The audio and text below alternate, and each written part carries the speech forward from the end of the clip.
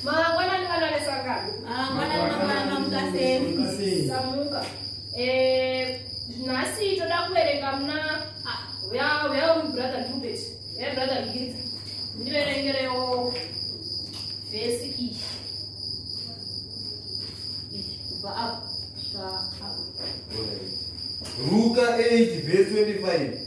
Zino aka. Mira ipapo. Wati chi? Nereka shoko wawenga. Zvino. Mata wakadero. Kwai zvino. Vanana sangano shoko rokuti zvino harisi shoko rokutamba naro. Amen munhu wamwari. Zvino. Ukavapa zvino.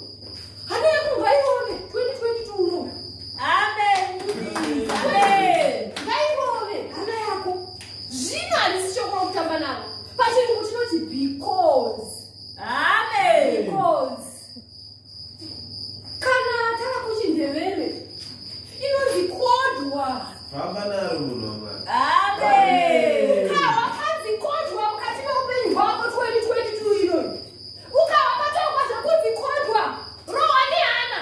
Amen. Kodwa ndiri shoko rinotaurwa pese pese. Kodwa. Haitaurwi pose pose kodwa. Zvino harisi shoko rekuti ungatamba naro mukati meupenyu hwako. Ukaonawo kuti zvino. Kana wakawa vari mazuva matatu usinganambati. Pfugama unabati vana vesaka. Amen. Amen. Zvino.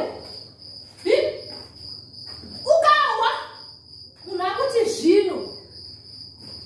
Ukawa munhu akuti zvino. Kana wanga ukasunga chinhu pamwoyo pako apa. Sunungura munikani. Amen. Sunungura. Zvino.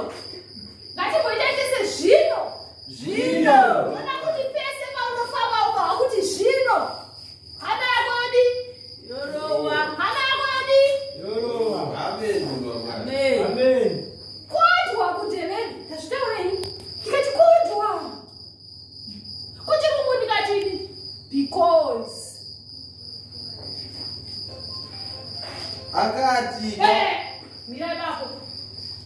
Zvanzi akati.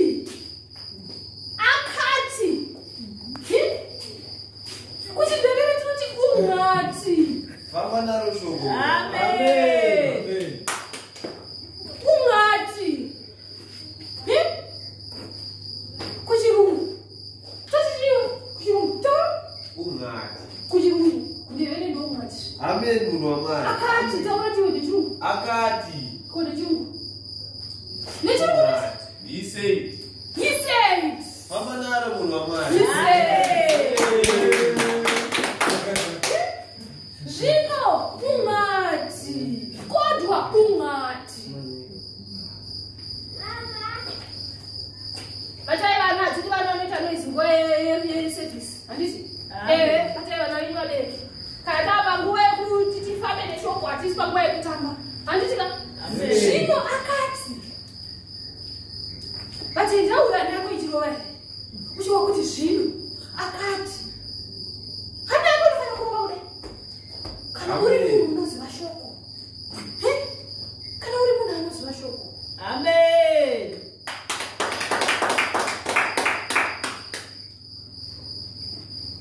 Ungati. Kana munhu anoziva shoko.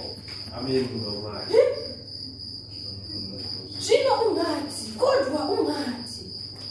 Zvino unohwa woga kuti zvino ndapinda musangano. Zvino ndakupinda denga nemakumbo ndichifamba kudai.